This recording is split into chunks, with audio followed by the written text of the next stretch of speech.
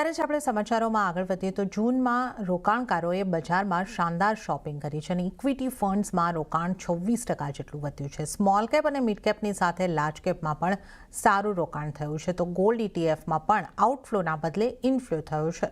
તો ગયા મહિનામાં ઘટાડા બાદ આ મહિનામાં ફરી એસઆઈપીના આંકડામાં ઉછાળો જોવા મળ્યો છે। મ્યુચ્યુઅલ ફંડના ડેટાની વધુ વિગતો લઈશું સહયોગી આરતી મહેતા પાસેથી। આરતી, કેવા રહ્યા જૂન મહિનાના મ્યુચ્યુઅલ ફંડના આંકડા? જે મ્યુચ્યુઅલ ફંડની જો આપણે વાત કરી લઈએ તો અહીંયા જૂન મહિનાના આપણને અપડેટ આવતા જોવા મળ્યા છે અને આ અપડેટને જોતા એવું ક્લિયરલી દેખાઈ રહ્યું છે કે રોકાણકારો જે છે તે અહીંયાથી મ્યુચ્યુઅલ ફંડમાં પોતાની રોકાણ જે છે તે અહીંયાથી વધારી રહ્યા છે।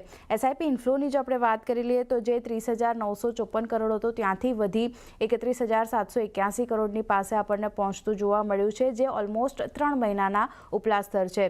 બીજી બાજુ ઇક્વિટી ઇન્ફ્લોની જો આપણે વાત કરી લઈએ તો તે 26% વધ્યું છે મંથ ઓન મંથ બેઝિસ પર અને આ વધીને 28,961 કરોડની પાસે આપણને પહોંચતું દેખાયું છે, જેમાંથી કુલ એયુએમની જો આપણે વાત કરી લઈએ તો તે લગભગ 81.58 લાખ કરોડની સામે વધી 82.22 lakh crore per month on month basis પર આ ડેટા આપણને આવતા જોવા મળ્યા છે જૂન મહિનામાં। લાર્જ કેપ ઇન્ફ્લોની સાથે સ્મોલ કેપ ઇન્ફ્લો પણ વધ્યો છે। લાર્જ કેપની જો આપણે વાત કરી લઈએ 15,093 કરોડથી વધી 2,067.5 કરોડની પાસે મંથ ઓન મંથ બેઝિસ પર પહોંચ્યા છે, જ્યારે મિડ કેપ ઇન્ફ્લોની વાત કરી લઈએ તો ત્યાં એક આપણને વધારો જોવા મળ્યો છે। 4,385 કરોડથી વધી 6,090 કરોડની પાસે આ ઇન્ફ્લો આવતો જોવા મળ્યો છે।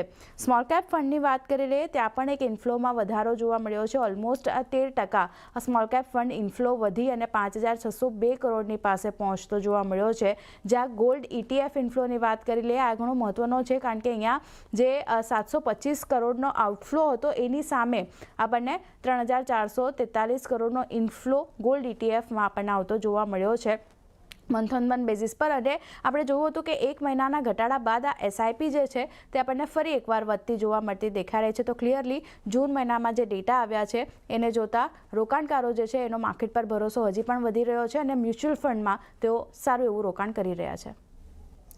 જે અત્યારે સમગ્ર અપડેટ જણાવવા બદલ અને આંકડાઓની તમામ વિગતો આપવા બદલ આપનો આભાર। અને ત્યારે જ